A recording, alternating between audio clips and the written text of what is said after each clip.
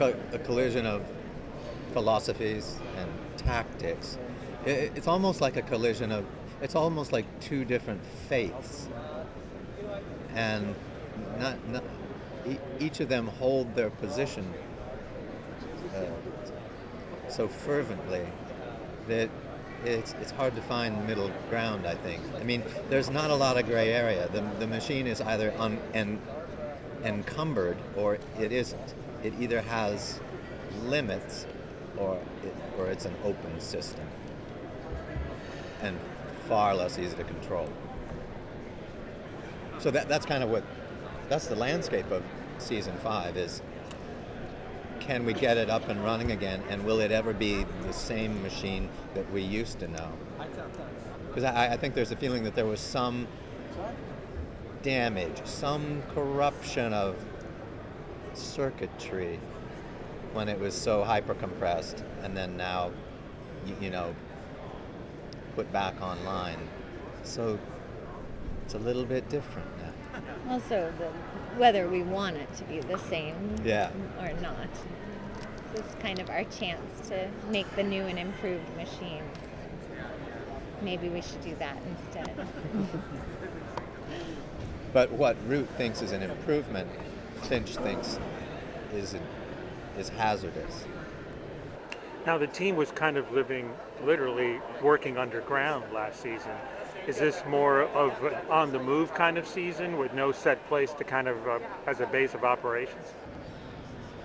We still have our underground base, but there's been a little more scrambling.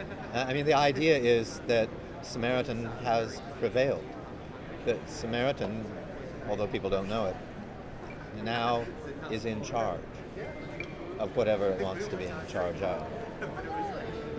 It's a scary scenario. I mean, if you think about the inevitable and probably soon development of an artificial intelligence in our real life society,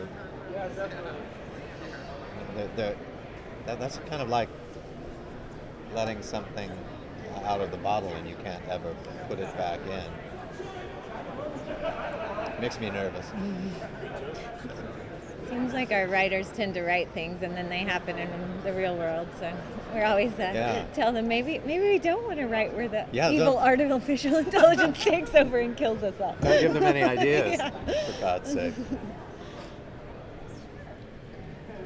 But I'm sure some of the discourse, some of this argument that we pursue on our show, these are real life arguments being had in think tanks at wherever, you know, Apple and Google and...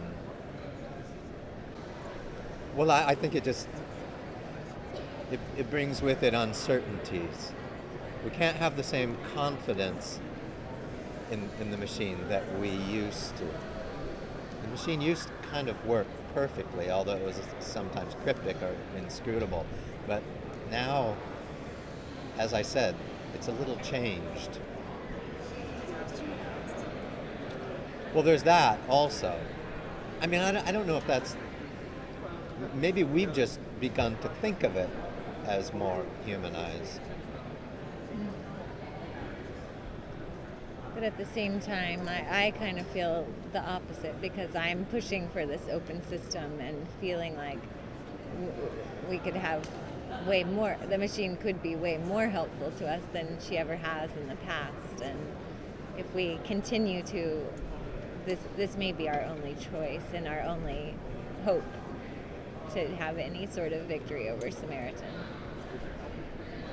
So I think the character arc is kind of like a triangle between us and the machine, and who is in charge of it's Harold's baby that he's programmed, and I have this other attachment and feel like I should maybe get to have a say in what happens to her as well, and maybe that I know what she wants and he should listen to me, and so we've got a lot of different ways to play that.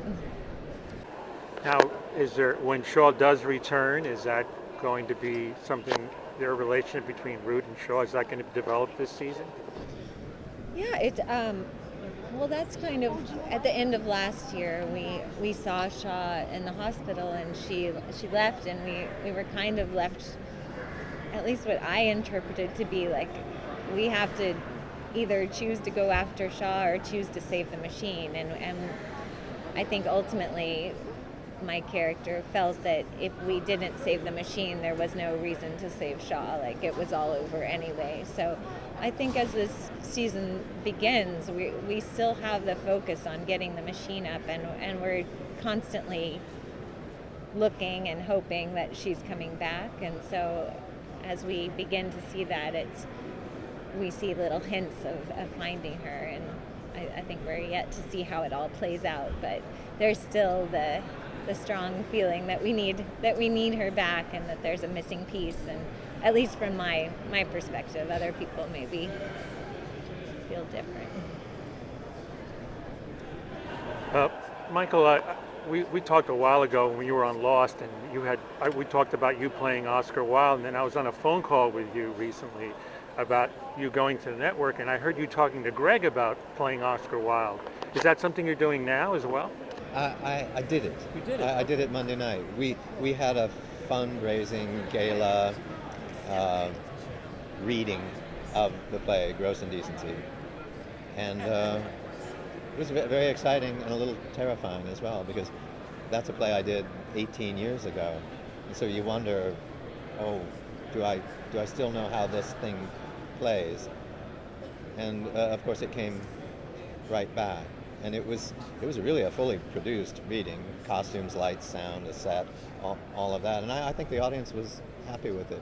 You worried about the people who have fond memories of that original production, and you think, well, I mustn't disappoint them. Cool. I don't think anyone has thought about a post-Samaritan world. I mean, we've always kind of made the machine's platform is that people have free will. So yeah, maybe that's if right, the machine is in charge, it's that we are in charge of ourselves, and it's just like a little helpful eye. Maybe that's in the code of the machine, is to honor, human initiative, leave people alone. Yeah, and I think Mr. Finch probably has thought about it, and that's why he wants there to be limits on the machine's powers. It comes in a more complicated way, and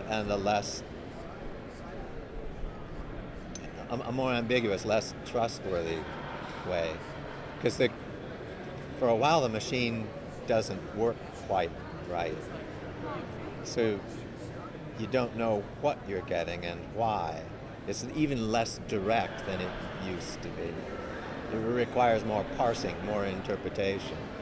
Yeah, I mean, I think the writing is pretty sophisticated now, because we have these cases of the week, but they're all in a context now of this battle between these two AI gods, so everything is enmeshed now in a way that it maybe hasn't been before. Is this a storyline that's going to kind of find a resolution this year, or could it go beyond this season? I think it has to find some kind of resolution, just in case this is the end.